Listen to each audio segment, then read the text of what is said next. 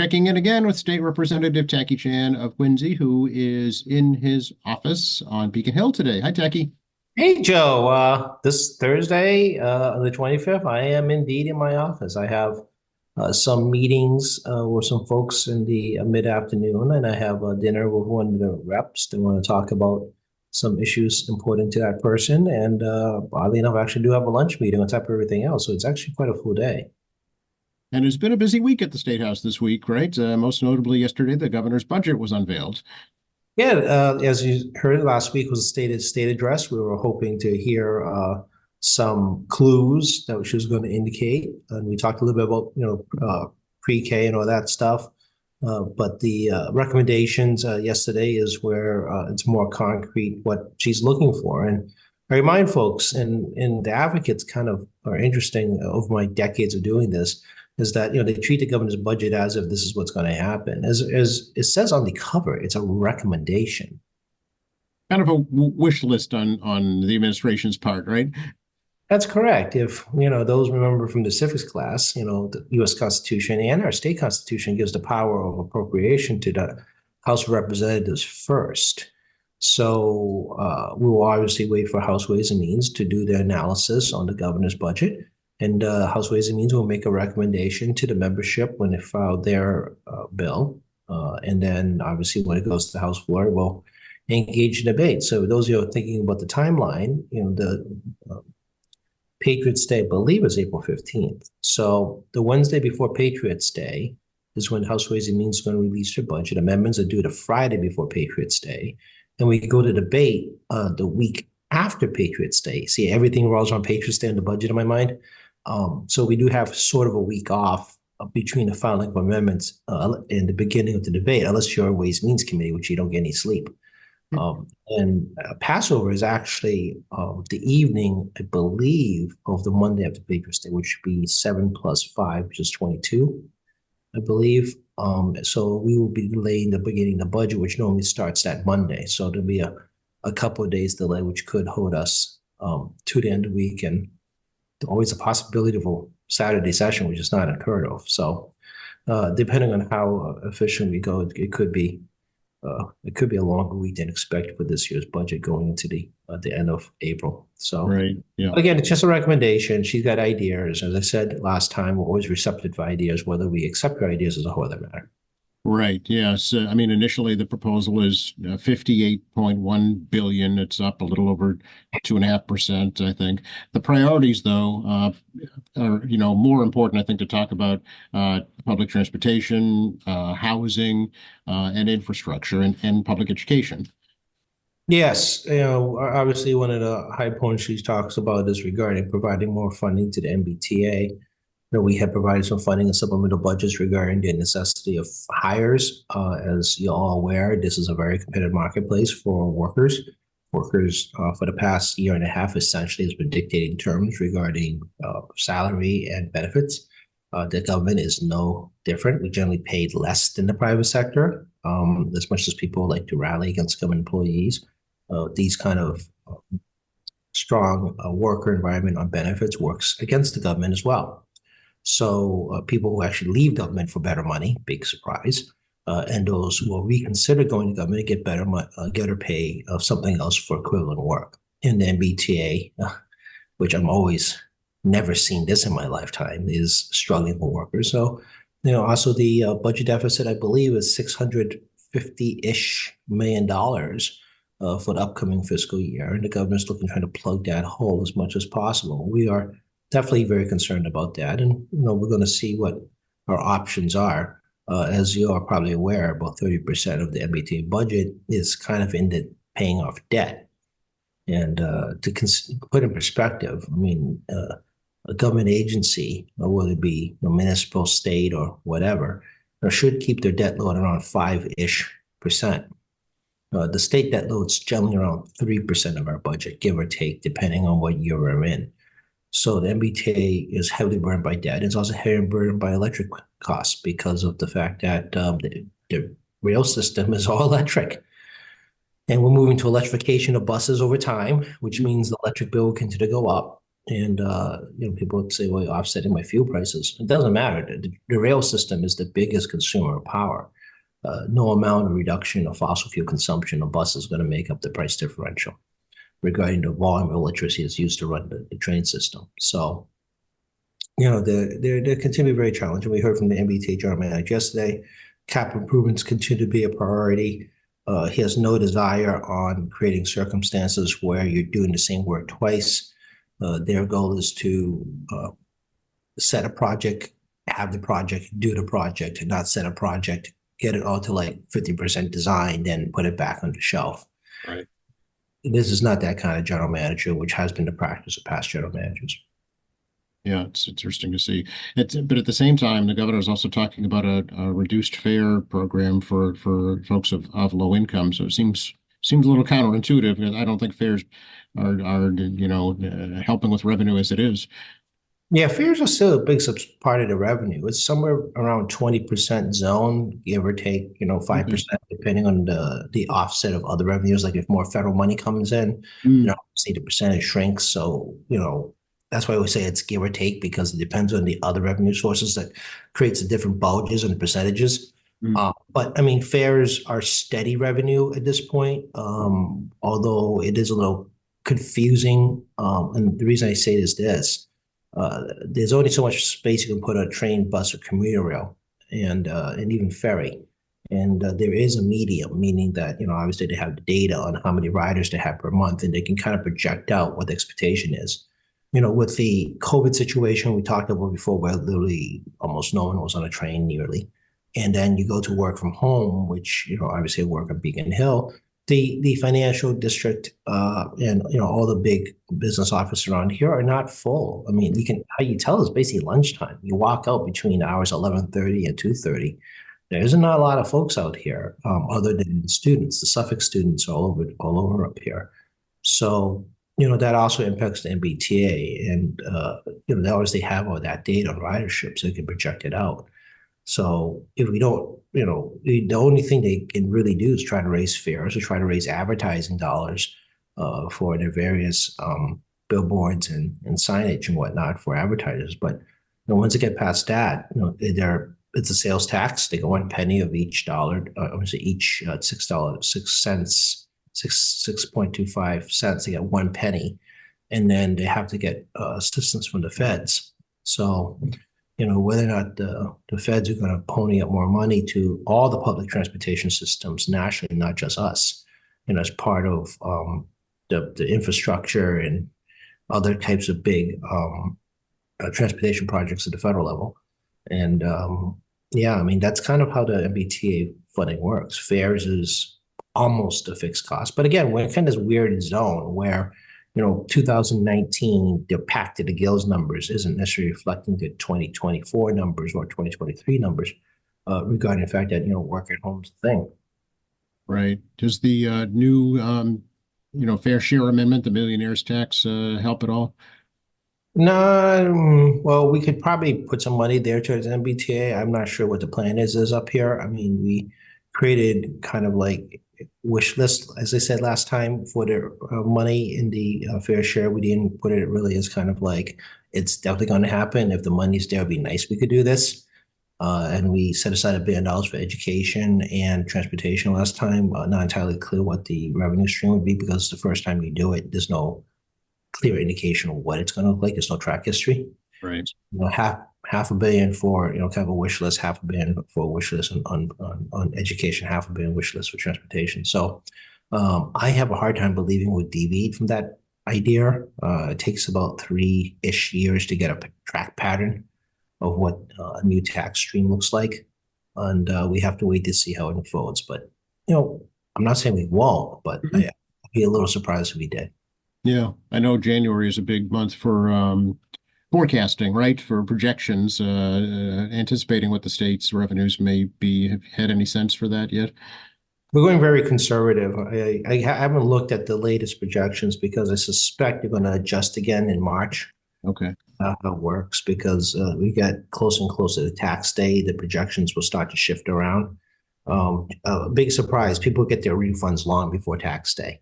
So it's negative. We go into somewhat of a negative tax situation in the month of March because people are not going to wait for their refunds. Right, right. If they owe, they're going to wait. If you owe, you're going to wait to April. If you're getting back, you're going to back sooner. Right. So so we're kind of waiting out to see how it looks. So there'll probably be adjustment in April. Sorry, March, April, May, and going to June when the House Senate goes to conference committee bill adjustment. But I mean, below 2% would be reasonable expectation for FY25. I think that'll be, probably a good expectation. A far cry from 4% we've done in the past because it's just been good economy for a couple of years. If it's actually as low as 1.5, I wouldn't be surprised either. Wow. Okay. Yeah. So this actually what you predicted 2 years ago is now finally coming to fruition, Jackie. Well, a clock is right twice a day. That's kind of how I am become. I'm only right twice a day. Yeah, this I is remember you talking about this exact concern in 2022 because of the pandemic.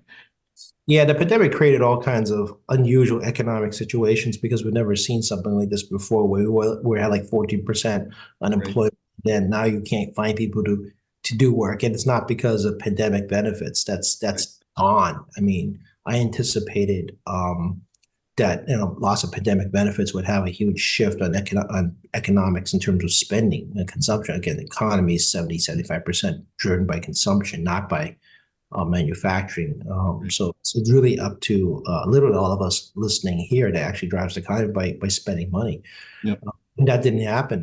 People continue to spend. And expected student loans in October coming back into effect, and that didn't seem to slow down. Although Christmas wasn't that robust compared to the last 3 years, Right. Minus the COVID year, but still, I mean, it's still going on. But keep an eye on delinquencies. I mean, there's going to be more economic data regarding delinquency of loans, especially auto loans, and travel is strong, but I think the airlines are starting to get a little nervous about the forecasting of the airlines. So again, I'm still ringing the alarm. Yeah, almost 2 years now after the fact that people will engage in consumer behavior changes. Yeah. Yeah. And now we've got geopolitical tensions that we didn't have then, the Israel-Hamas war, the Russia-Ukraine war. So there's those considerations. There's the Red Sea situation now as well. So a lot going on. Yeah, companies going to have a really hard time now figuring out if they can jack up prices any further. One of the funny things about consumables is that some of the companies are making more money but less units. So their sales look great on the raw number, but if you look at units sold, it's not as good. And it's a reflection of the fact that people pay for higher prices, especially for necessities, but it doesn't mean they're buying as much of them. They're stretching out their consumables as far as they can get to stretch them out. Right. The situation in Red Sea, and we talked about this, is one of the most busy trade ports in Asia, Europe, and Africa, and obviously North America and South America is affected too. But I mean, obviously that part of the world, it's essential in moving goods back and forth. I mean, you learned that during the Ukraine war too, moving grain out of the Black Sea, through the Mediterranean into the Red Sea. So, all companies globally in their own local markets going to have to make some really hard decisions about, can the consumer take another price hit, risk lower volume sales, and what's the break point? And it's not just us in the U.S. I mean, this is a global problem for every economy. And I think what big companies will do is they're going to try to hold off on jack price increases on the Red Sea situation as they kind of watch it play out. As we talked about, you have to go around Africa. Increases the time by about 2+ weeks. You have more insurance costs associated going to the Red Sea. You have to, beef up your own security because you're going to have pirates trying to get onto your cargo vessel, not necessarily just, getting hit by missiles. So, I mean, and we haven't talked about water mines. At some point, mines are going to have to make an appearance, and, the U.S. is going to have to get some minesweepers out. I mean, the number of scenarios could just be, very costly for these cargo ships. And it is still the cost-efficient way to transport things over long distances in terms of volume versus fuel versus time. So I mean, air freight's going to probably pick up some more, but there's no way air freight can compensate for cargo. We experienced that already. during COVID, sea cargo ground to a halt, and we're trying to move not necessarily essential foods, but or goods, but we're just trying to move medical equipment, PPE, and all that stuff, by air through 2020, and that's very time consuming. So, it's we'll see how it plays out. But I mean, I suspect big corporations will try to hold off on massive, like not like 1 to 2%, like 8, 9, 10% spikes if they can, as long as possible. Right. Yeah. And typically also, it's an election year, so that presents a whole new hurdle to overcome. Folks usually wait to see the outcome of that first. That's true. There's some, general facts about, economic years on presidential reelection cycles. I mean, the last time the stock market, went bottom on on the presidential year regarding the economy was 1940, I believe. So, generally the reelection of a president generally results in a strong market, COVID aside, because that was a unique situation. But, also Biden is right now spending a lot of that infrastructure money that they appropriated the last year or so. And, it's not surprising. It's an election cycle, and Biden is banking on jobs. I mean, he's really running a very old but very sensible playbook in politics. If people have jobs, it's a sign of a good economy. And, it was still under 4% on unemployment. And again, unemployment isn't a thing where people just sit there. It's just a rotation. People come off, people come on, people come off. So the numbers are always rotating a little bit every week as unemployment numbers coming on and off, kind of shifts the fractions of a decimal point. But in a monthly, it's sitting at under 4%, and today's GDP number was at 3.2%. Much farther ahead than the 1.2, 1.3% they were looking at for GDP. So, the quarterly GDP is much higher than anticipated. It means it's a hot economy. So you have a low unemployment, high GDP number. And PCEs looking like it's going to be around 2%, which is what the Fed Reserve is looking for. So it's, all the numbers indicate very, very strong economy. But on the flip side, again, you have very high prices still, especially on wages, that is built into the price of doing business. I mean, Right. your bill, what have you paid for wages too, and benefits. And, businesses are struggling trying to make those costs meet as pass to the customer. So, consumers are in this weird spot where, jobs are there, pay is okay, the final inflation and their pay is finally starting to sync up very slowly in terms of their costs, but no one feels like they're getting ahead because saving money is far, far too difficult. Yeah, exactly. We talked a little bit about a story I read earlier this week, Tacky, regarding liquor licenses, and the governor talking about in her State of the Commonwealth, maybe allowing cities and towns more control, less control by the state, but then that not happening this week. Yeah, this was very confusing. The Mass Municipal Association conference was late last week through the weekend, I believe. I think it ended on Saturday, maybe. I think so, yeah. I don't go to these conferences, but the governor generally makes appearance at every conference and announces things that may help city and towns regarding the operations and the budgetary challenges they face. And she had made an announcement to give unlimited alcohol licenses to all cities and towns for restaurants, except for the city of Boston, which actually operates in a very special, different quota system because the city is so big, the state quota system doesn't work properly. So, made that announcement last week. Then she put out a municipal reform bill, a support bill, initiative bill, you can call it whatever you want, but it's a municipally related bill.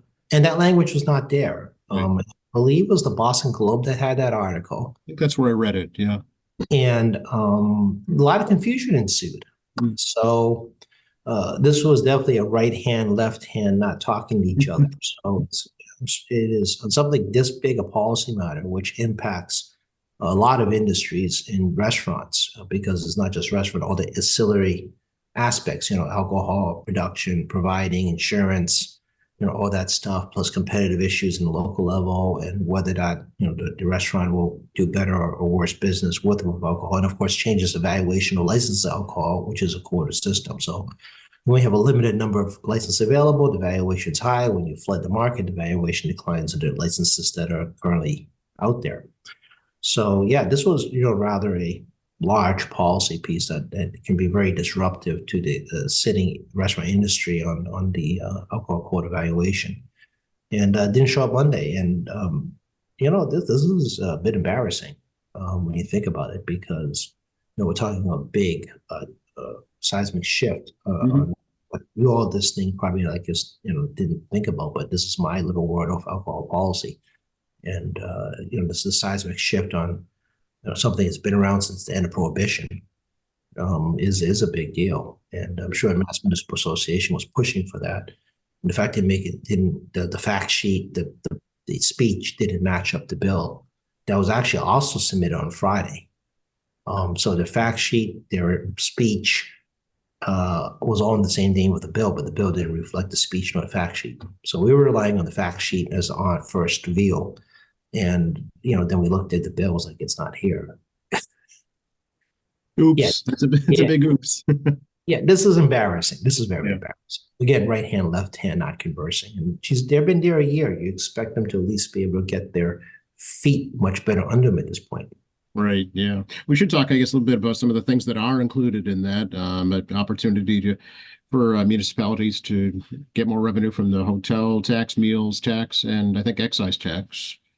Yeah, this is interesting because we haven't done a municipal tax package actually before I got elected back in 09, Wow. I believe, 09, 010, because of the financial crises from that recession. And that recession actually lingered to basically almost 2015, almost. And wage deflation and everything else came with it, as well as foreclosure on homes at a massive level, which means municipalities can't get property tax if there's a foreclosure. And you're probably never going to recover because of the foreclosures. So, the Mass Municipal Association, again, your cities and town and local elected officials are part of Mass Municipal Associations, are always looking for new ways to generate revenue. And of course, they probably just blame the legislature because that's what they love doing over there. As you can tell, I'm not very fond of the association. Blame us for everything. Yeah. But generally, that was the last time in the financial crisis. I don't believe we're in that same situation. I do know we have some budgetary challenges, and the revenue stream is not going to be as robust. But we're not in negative revenue stream. We're not doing negative numbers from the prior cycle. So there's what's the belief that this is going to happen municipal level? They're going to be a negative revenue stream on the Prop 2.5. It's possible, but unlikely. And also that also implies the fact that we're going to restrict local aid. Right, which you're not, right? Which we're not. We're most likely going to do some kind of local aid increase going to cities and towns again. One of the reasons we provided, or before me, provided these alternative options and revenue generation local level, particularly you all know the 0.75% meals tax that local cities and towns get, is because we just had to restrict local aid so we can keep our budget moving. So we gave cities and towns more options on hotel motel tax at a time, as well as meals tax, to give them the ability to generate some local revenue on their own. And it's optional; they didn't have to do it. So I personally think it's a little premature for the governor to make his proposals without a clear indication that we're going to actually cut assistance with cities and towns. And I don't believe the revenue is justifiable for that. The lottery numbers will still be okay in my mind. And we're going to have another insane jackpot at some point on the multi-state level, which is going to drive up lottery revenues, which goes back to cities and towns. And your tax dollars pay for unrestricted government assistance, or UGA, as we like to call it. And that those tax dollars you put in, goes back to cities and towns to supplement their income. As I talked before, I mean, the city, plus Chapter 70 education money, they're looking at well past 35% of their budget is just those two items. Right. When we start tossing our earmarks, we start tossing in the various grant programs. It can rise to 40% plus of the city tax of their budget, of this budget that we put in. That means that the city doesn't have to do a tax increase in the form of Prop 2.5 override. Yeah, and now there are new revenue sources for the state too. There's casinos, there's sports betting, there's marijuana. So that all gets factored in too, I'm sure. Oh, yes. I mean, marijuana has a local remediation component. I mean, the city and town sets up a remediation. We do cap this remediation. I mean, the gambling money does have a local support component. It doesn't necessarily mean local aid per se, because obviously Quincy doesn't have a casino, but it goes into transportation, it goes into education, it goes indirectly into other programs that the city benefits or not, local nonprofits benefit from as well. And of course, sports betting does a similar thing. We put that money into different pots. And some of those pots include funding to cities and towns for specific programs. So, I mean, I think it's sometimes people forget how much we exist as a valuable resource for cities and towns because, it's very easy for the local government to go, hey, we have all this money to spend, but they don't really reveal that we vote for this money up here. We craft the public policy, these laws. We're the ones who give them some flexibility and authority, whether it be RFPs or local aid or some other component. And the strength of the delegation, because we all have a lot of seniority up here, gives us more ability to push projects that makes more sense for Quincy, and also programs that make more sense for Quincy, how we fund. But again, we can't be pigs, right? We have to remember that we have a lot of small communities, and those reps and senators who represent small communities also looking for it. So as you can tell, it's a balancing act here between the larger communities and Boston, because Boston's special. And then you have, much, much smaller communities, which you can't leave hanging high and dry. That's completely unfair to those cities, those little, actually pretty much little towns and electeds of those towns. So, this place is always this constant balancing act to ensure that nobody's left behind per se, on a municipal level, even though everyone thinks they've been left behind. It's not. So, as much as all the local governments like to tout, we got all this money, they tend to ignore the fact that someone had to vote for that money. Yeah, yeah. It's such a diverse Commonwealth, right? You've got as you mentioned, the Greater Boston metropolitan area with their urban needs. You've got the Western Mass agricultural, and then there's the Cape and Islands. It's a more maritime-based economy and travel and tourism-based economy. Yeah, and we're very conscious of that. I mean, we do have literally a committee on tourism up here in the legislature because it is our number 2 or 3 driver depending the year, right? Number 1 is healthcare, number 2 and 3 is education and tourism, depending on what the circumstances are. Then complex machinery, people forget we do like circuit boards and similar things. And then you have seafood. Agricultural products is still a big part of Massachusetts exports. And that's those are the key drivers here. Mhm. So you're right. I mean, this is a balancing act constantly up here to ensure that no part of the state is ignored and recognizing that each part of the state has a different economic driver. Yeah. Well, last week, I think you mentioned you were going to be meeting soon with the new DCR commissioner, Brian Arrigo. Did that happen yet, Jackie? No, the schedule is going to be up for the 30th. Okay. It's next Tuesday. There may be a reschedule. This place is constantly rescheduling. Yeah. And I got to go take some more pictures. What you see from like 3 months ago isn't always the same thing you see today. And Right. the state has a lot of land. They have First Brook Parkway, Commissioner Drive, Walls Beach, Going Point Park, the Ponce Bridge, the Blue Hills. A lot of smaller environmentally sensitive land associated adjacent to those locations. And obviously, dredging is a priority for me. So, we did get some cash through ARPA and other sources, but I need to find out what the division of waterways is looking like over there. And and I'm aware of the streetlight problem with First Brook Parkway. I've been working on it for a long time, and past commissioners have not been helpful on that issue. And part of it is because National Grid controlled the streetlights, but last year, at the beginning of last year, they've been transferring the streetlight ownership to DCR, and DCR has a streetlight replacement program / contractor, and I need to move me up the list here. I mean, there's 3 of them out at the corner of Adams and Furnace Brook going eastbound. I think there's at least 3 there, missing 3 whole poles, I believe, moving towards what I call the tree streets, the Oakland, Willow, that area.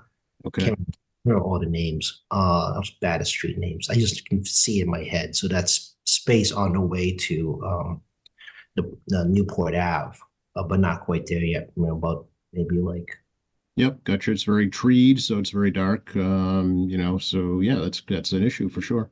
Yeah, so I mean that's a big thing, and I did mention it to the new DCR legislative person. Like, he's like, "What do you need?" I'm like, "You need street lights." I mean, that's the immediate, that's a near term need right now.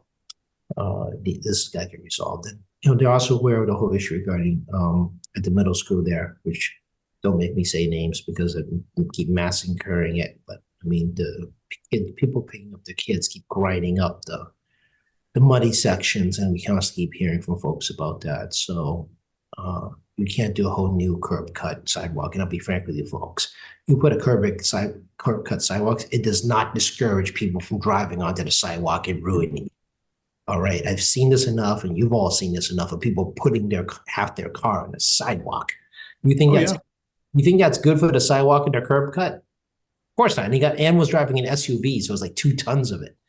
So, everyone's keep asking, oh, no, we want curb cuts and sidewalks. Like, it won't be there in 1 year of just SUVs sitting on top of it waiting for their kids. Mm. So we're looking at some other gravel slash harder substance, which will last longer. But reality is going to get destroyed anyway every time an SUV gets on top of it. And again, you guys know how long a school year is, so you can picture in your head. So, and it's all one ways in that area because the city owns those roads adjacent to try to keep people off the residential area getting their children. So, I'm very aware of it. As you can tell, we'll talk about that issue as well. And of course, general maintenance of Walls Beach. I mean, me and Bruce and John would like to have permanent employee in Walls Beach. We've been blessed to have one for many decades. She retired a couple of years back, and having a permanent employee supervising Walls and Beaches is critical in terms of trash pickup, grass cutting, managing lifeguards, and so forth. And Yep. working with yacht clubs and state police patrol, and try to accommodate events to the yacht clubs because of the parking restrictions. And obviously, we like better coordination between DCR and the city, especially during storm situations. Sure. Want to talk politics for a little bit? Any surprises from the New Hampshire primary for you, Jackie? Nope, nope. Yeah. I mean, I said last time that Nikki Haley has to beat Trump by 5 points. That clearly didn't happen. It looks like he's going to beat her by at least 7 minimum as the final votes come in. Highest Republican turnout in the history of New Hampshire in terms of Republican primary. Not surprising. There was a lot of drum up. DeSantis getting out, not surprising. I always thought DeSantis' problem was it was a one-trick pony. He kept harping on social issues. That doesn't sell everywhere in the state for Republicans. This is a big country, and Republicans in different parts of the country have different priorities. And he also tried to be all things to all Republicans. So it's like, he didn't want to beat up Donald Trump, but he wanted to beat Donald Trump at the same time. And at least give Christie some credit here. I mean, he at least staked out a position that, anti-Trump, he staked out a position. Yeah, the Republican base is so small. There was not enough Republicans in that base, and independents weren't changing their registration strictly for him. Right. So, I give him a little bit of credit of just, staking out a position, but sadly, the just not enough Republicans there or changing registration to join his cause. Nikki Haley is kind of a situation where she's trying to be relatively inoffensive. She had been riding the non-offensive road as long as she could, but now she needs to decide. She goes into the boxing and just start punching Trump straight up, and that's really Haley's option here. She's been flying kind of like almost a foreign affairs person. I'm in a small state because it's South Carolina, folks. And that, I am the young future conservative and next to Biden and Trump. I'm sorry. I mean, if you're under 60, you're young now. I mean, come on, folks. Yeah. There was a time when presidents were elected in their early 50s. I mean, those days seem to be bygone eras, it feels like. But that youth is a thing, and Nikki's, Haley's pointing out that polling is showing that she can beat Biden, and that's something of a calculation in primary politics, is that you do want to pick a candidate that can beat the other party's candidate. not necessarily because, you favor a Republican or Democrat. That is part of a calculation, folks, especially going into convention of voting. So, but her money is going to dry up quick.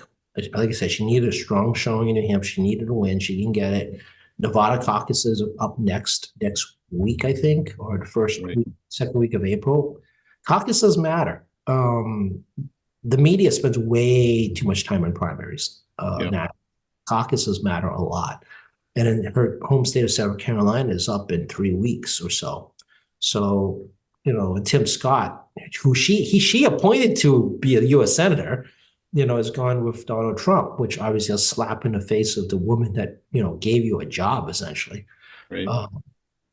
So if she got to survive Nevada with some kind of okay number, and then she's got to, be able to convince donors to give to her that she could smash South Carolina just to keep her viable to Super Tuesday in March. And why do you say caucus is important? I'll never forget this. Obama versus Hillary Clinton. Barack Obama snuck by Hillary, even though she was winning primaries. He smashed those caucuses all over the country, and the media wasn't paying attention to those caucuses. Like he was destroying her in caucus states, like big numbers. And he only had to stay competitive in primary states. And that's a reflection of the Obama campaign infrastructure being so big on the grassroots level. Mhm. They was destroying her on those caucuses. And once the momentum showed up on delegate numbers, the primaries started shifting his direction because people like to support a winner. I don't believe Nikki Haley has a big enough grassroots infrastructure to pull that off against Donald Trump. Mm. Because that means she's got to get people on the ground to gather more Republicans to show up in caucuses that normally wouldn't show up in a caucus because they've been inspired to support her over Donald Trump. I just don't see her having that level of grassroots, nor does she create that level of inspiration to motivate Republicans that normally do not participate in the caucus. Yeah, I'm surprised she's not leaning more on her experience as a U.S. ambassador. That would seem to differentiate her from other candidates. Well, remember way back in Clinton and Bush, is the economy stupid? Oh, yeah, exactly. Yeah. I'm sorry to say, foreign affairs is not a big part of the electorate's mindset. Yeah. It is a crucial part of being U.S. president. When the founding fathers set up this country, the president had exclusive powers regarding foreign relationships. Yes, the U.S. Senate had approved treaties, Congress had approved declaration of wars, but in terms of engaging other countries, the president is the face of the United States. Right. Regarding how our country is reflected. And domestically speaking, people don't think about it because they don't care about it. Yeah. They care about, food on the table, the economy, healthcare. We talk about inflation, having a job. People don't sit around and think, well, do you think our president, is going to look good in front of France? I guess you're right. Yeah, I do think about that, so that's why I'm surprised. But I guess the majority don't. Yeah. Yeah, this was a thing back in the colonial era. Go back to the late 1800s. Yeah, president for foreign affairs was a big deal for the electorate because Congress was the domestic stuff, and then because of international trade, not getting dragged into European wars, try to maintain a neutral stance on global conflicts. Back in the 19th century. People actually did think about this stuff at some level. Like, we don't want a president dragging us into a European conflict. Napoleon can do what he wants, but leave us alone, right? Yeah, John Adams was a diplomat. So was his son, right? And actually, Secretary of States became presidents in the early part of the 1800s. Yeah. And that was a selling point for the public. Mind you, of course, the public had a different looking base back then. Yeah. But that was a big deal. For folks. See, I was born way too late. That's my problem. I was born way too late. But today, you're ahead of the curve in many ways. But I mean, today that's not the case. As since the 20th century has been a reflection of the U.S. president pushing a lot of domestic policy, and 21st century that's not going to change. It doesn't. People look at FDR, and FDR does get a lot of credit for domestic policies, but the fact that Teddy Roosevelt went after the big corporations on antitrust, really is one of the biggest domestic policies in changing how our economy works. The elimination of monopolies, or prevention of monopolies. So, yeah, I mean, domestic, having presidents push Congress for domestic policies was really a 20th century thing. Yeah. right into 21st. So, I mean, this is kind of how, we perceive things, but, it doesn't matter. Absolutely. You do want a U.S. president that, can rally allies, can create good trade situations, can negotiate with foreign leaders for even safe passage or right of passage through waterways, right? And as you can also see now, I mean, we are still the biggest stick in the block, so to speak. And our ability to project power is crucial in terms of not necessarily our own security, but trade security, global security, try to prevent things from spinning out of control. I mean, the U.S. Support of Ukraine keeps Russia contained. Right. It Think keeps about them. that. Think about that. That's huge. Yeah. Yeah, Ukraine goes down. You think this guy was going to stop? I mean, he was eyeballing everything around it, which is why, no European conflict has resulted anywhere good for the rest of us. I Right. mean, look at the history of European conflicts. They screw up the whole planet every time they get into a fight, and the same thing in the Middle East, try to do containment, right? Try to not, create things worse. And we talk about the Red Sea, but, also, dealing with the Asia Pacific area. I mean, the other major economies, Korea, Japan, Australia, I mean, they're very concerned about their security of territorial waters. And, someone has to go in and lead that conversation, and also the trade components, right? So the U.S., I don't care what anyone says about this declining America. This is completely fictional. The fact that GDP is at 3.2, which is really hot. And then, the GDP of the country is, over $25 trillion. I think it's closing at 26. I mean, in other countries, speaking of China being, the second biggest economy, they're kind of having a domestic problems because they don't run a regulated capitalist system. They just run a regulated economy, where we are a regulated capitalist system. They're just straight up regulated system. So, and now we're seeing some of the shortfalls they're facing on how their markets work. And their provincial governments have like $50 trillion in debt, US dollars. It's insane. And they can't raise revenue by income taxes on the provincial level. It's raised by property sales. It's a longer conversation. It took me like weeks to learn this crazy mechanism because I'm actually just fascinated by this stuff. But I mean, yeah, I mean, we're going to get overtaken. I mean, possibly at some point, but I still believe a capitalist system with good regulatory guidelines, is still the strongest economy we could possibly have. And we're blessed by a country with a lot of natural resources. We're still the biggest exporter of raw materials on the planet. And we also, blessed by the fact that we have a very secure country in terms of our neighbors. And, we don't have the potential invasion on either side of our borders in terms of like a military conflict. And, we have two oceans to buffer. Right. Yeah. Think how nervous you are if you're Poland, for instance. Oh, Poland is ranking up big time militarily. Yep. They're not waiting for NATO. They're not waiting for EU. They're just going to go to deficit spend like mad, regardless of the economy. The Germans are already facing it now. I mean, they started massive ramp up after basically doing nothing for 50 odd years. Right. They're going to start looking at major budget deficits. You're going to see European countries have big budget deficits for the first time in a long time because they have to rank up the military fast. And building a tank isn't an overnight situation. And and the military industrial complex in the Western world is not strong. After the end of the Cold War, a lot of military complexes shifted to domestic commercial. Doesn't make sense. The Soviet Union's gone, right? And they thought we'd be in this everlasting era of peace through trade. And, Putin takes over 25 years ago or so, and they become a military complex. And, the Chinese government is now moved to a military complex because they want to be the sphere of influence. And they're trying to outpace the U.S. spending on military. But we spend about 3%-ish on military spending against GDP. Most countries can't even get to 1%. Yeah. Yeah. So in the meantime, the president looks like he's in November mode. He's assuming Donald Trump's going to be the Republican nominee. Yeah, the UAW strike, the auto workers, when he actually was the first president to march that picket line, was a big help for him regarding labor.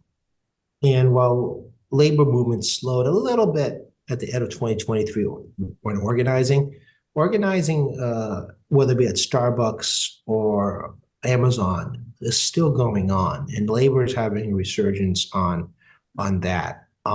It's just different. So the days of a gear factory unionization, now it's become a warehouse in the Amazon or barista in Starbucks. So it's changed, and you're going to watch the president completely continue to work on supporting labor, and the UAW strike definitely showed the president's support for that. And don't forget, he also was the guy to put out more tax credits regarding EV vehicles, which is actually supposed to be good for UAW workers.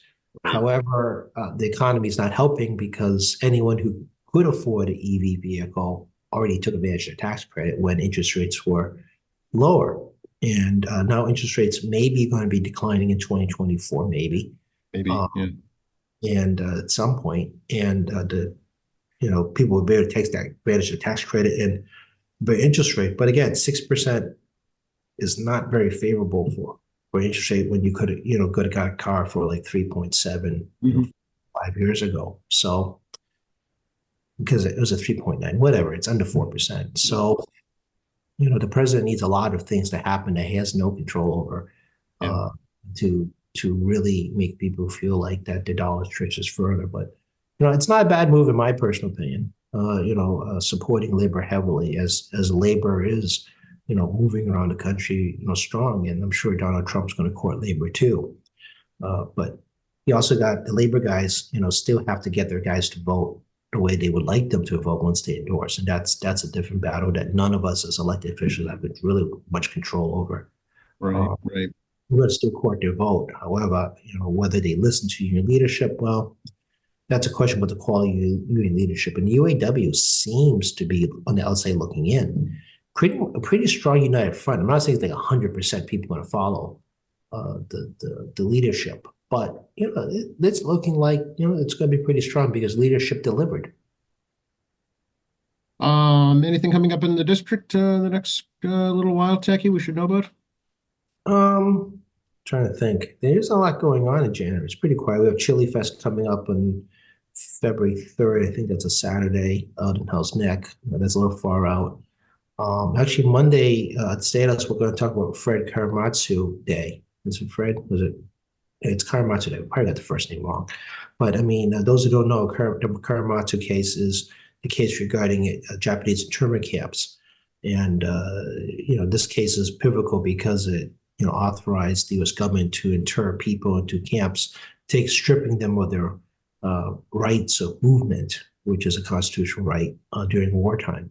And that case has never been overturned. And Congress has never passed a law preventing this.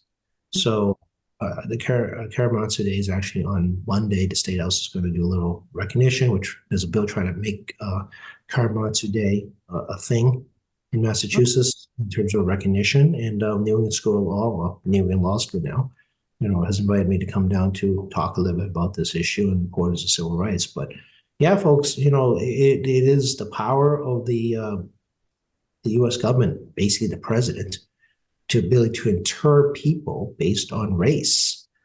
That is still good law, and it's something that can be done, and Congress never changed it, and it never been brought back to the Supreme Court. So, I think it's something people forget is the power of the president, and I think Karamatsu Day is one to remind people of that. Was he from Quincy, Techie? No, this is a California case. Oh, okay. If you look at a lot of Asian American lawsuits, they tend to come out of California. Oh, okay. Yeah, I can send you a whole list of cases if you care to read them. But if you look at every case regarding Asian Americans, predominantly Chinese, Japanese, Indian, and Korean, are the big four ethnic groups that do these lawsuits, a lot of it revolves around rights of citizenship and rights of voting, rights of property ownership. Because folks from Asia was largely banned from owning property, largely banned from voting, largely banned from accessing citizenship. They refused naturalization. And they even tried to ban people born in the U.S. from citizenship. Sounds familiar, doesn't it, folks? Asians were the first the U.S. government really made a strong effort to ban Asians born in the U.S. citizenship. Well, it doesn't get talked about a lot. No, this is the whole ethnic studies question. There's bills all over the country. Some states have passed variations here and there, but they need to diversify our education system regarding other ethnic groups, contributions, and tragedies in the U.S. history is something that's really undertaught. And people have this misnomer that, we're on equal footing with the existing power structure, and that's far, far, far from the truth even today. I can debate with my other friends of color regarding where we fit in politics. But I always tell folks that, we have no natural advantages regarding the socioeconomics of how we're perceived. And, we don't always get to define how we're perceived. And elsewhere, and particularly east side of the U.S., it's very different from California, where I think like 1/4 and 1/2, depending on the ethnic group, of different Asian ethnic groups live in one state. And my experience has always been that when I, have a chance to talk to folks on the West Coast, they're elected, it's very different from the Northeast, or very different from Georgia, different from Louisiana, or different from Minnesota. It's all very different conversations and different cultural approach regarding those how they approach politics and where they fit in political structure. For example, the racial stereotype that Asians are good at math, right? In California, particularly at county seats, you find a lot of Asian Americans winning comptroller seats. Because people perceive that they're going to do a good job just because of their race. Yeah, which is completely wrong. Yeah. But that they end up getting niched into elected office. When I visited San Diego last summer, was it last summer or 2 summers ago now? I keep losing track. As part of visiting the United Laborers Union conference, I spent time to visit some local Asian organizations and talk to the mayor of San Diego and try to get their perspective of how things works regarding Asians in politics and how it works out there. And it was interesting. It's eye-opening because we obviously don't have comptrollers, and how we're perceived in politics is different. And how sometimes they try to get out of the niche, so to speak, of how the bigger voter base, which is obviously going to be Caucasian or African American or Hispanic, because they're still the bigger voter bases. And how they perceive us and what we're getting niched into. Isn't because people won't run for other offices out there, but this misconceptions and stereotypes end up boxing them into certain types of elected positions, which is actually very beneficial because they're elected, but also very troubling because you can't expand beyond a stereotype. And, right. Do other racial groups face these challenges? Probably not to that extent. Yeah. Yeah. That's why I always taught around Massachusetts to my colleagues around the country, as we actually wanted a higher number of Asians elected in the legislature that is in Hawaii. And we have some more diversity. Some other states of Cambodians and Vietnamese and Chinese. Maria Robinson was Korean, which she's obviously gone to the administration, so we have Japanese and Erica Eidhoven and so forth, and Tram Nguyen and Paul Schmidt and Donna Wong and Roddy Mum and Vanna Howard. I mean, all my friends in government here. So, and Lo is still the only, Lo and Lynn are still the only places Cambodians have been elected to any office on the local level or anywhere in the country. So, I mean, we are a lot of first and Asian Americans. I think Massachusetts residents don't realize this or never thought of it. And remember back, I'd like to repeat this story, but remember back in 2010, the media was all over the place trying to figure out, am I going to be the first Asian elected to the House of Representatives? Oh, I do remember that. Yeah. Yeah. And the complete shock of the media, and it didn't get a lot of media attention in the bigger picture, unlike some other ethnic groups. Like, let's be honest, I got very minimal media attention compared to other ethnic groups that became first, that there were none in the House of Representatives. Oh, yeah. Oh, it even happened here at the local level when Nina Liang was elected to the city council. Yeah, and people had this misconception that we've always been there, and that shows you how invisibility works in a different way in politics. The idea that you've always been there means you're disregarded as an opportunity to become first. Again, these are different challenges Asians and have that other ethnic groups don't. Interesting. Good food for thought for sure, Tacky. Yes, we can talk about this more. I mean, there's there's always fun about these kind of things. And then, I'm obviously hoping for other opportunities down the road to talk to other elected people of color around the country. Well, we're in a busy time period right now, folks, so I'm not going to have the opportunity to travel. But, as I've said before, a conference is good for legislators as a whole because it gives you a chance to get outside your little bubble, learn about new things, and find out about how other states, do stuff. And the only way we can do that is actually having lunch with folks for a couple hours and, talk about, who we are, where we're from, and how we do things. But Sure. well, there's always the summer where we're actually, August 1st. So, but I That's hope right. maybe Joint Route 10 is February 7th. So I'll be able to be out of committee as a chair, and I'll be able to take a deep breath with that and, see if there's some, other conferences I can get to on a short jaunt, like 2 or 3 day kind of thing. If the timing's right between session and obviously local obligations. All righty. Maybe we can do a techie talk from on location again. That was fun last time.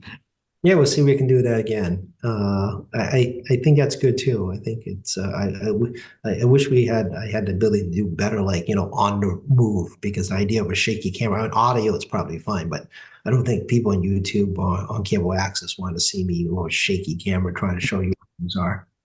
No, probably not. Yeah. But in the meantime, let's give out your contact information. Oh, I'm in an office. So we're in room 42 of the State House.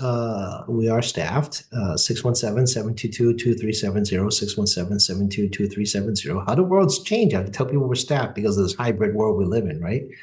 So tacky.chan at mahouse.gov, tackey.chan at mahouse.gov is my email. Getting inundated by emails because Joint Route 10 is coming up. People are like last-ditch effort to get their bill out of committee.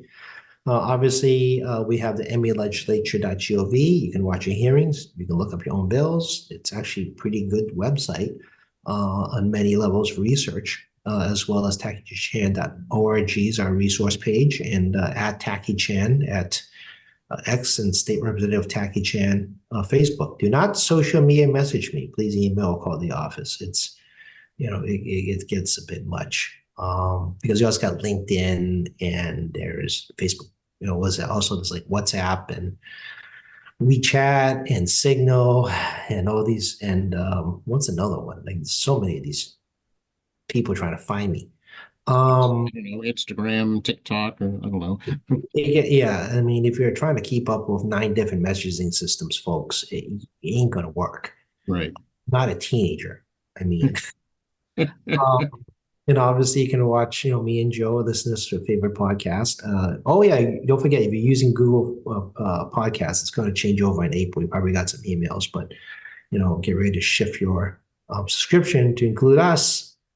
Please, absolutely. We need all the help we can get. Make sure you include us as your podcast shift to whatever new podcast system you're going to have to use if you're on Google Podcasts. So, and check with Joe in the morning. He has this good 5 to 10 minute update. What's going on around here. Thanks, Tacky. Now, a week from today will be February 1st, so things are moving along. Yeah, and Groundhog Day is on February 2nd. So we'll see 6 more weeks of winter or not by end of next week. All right. Thanks. Talk to you later. Talk to you later, Joe. Thank you.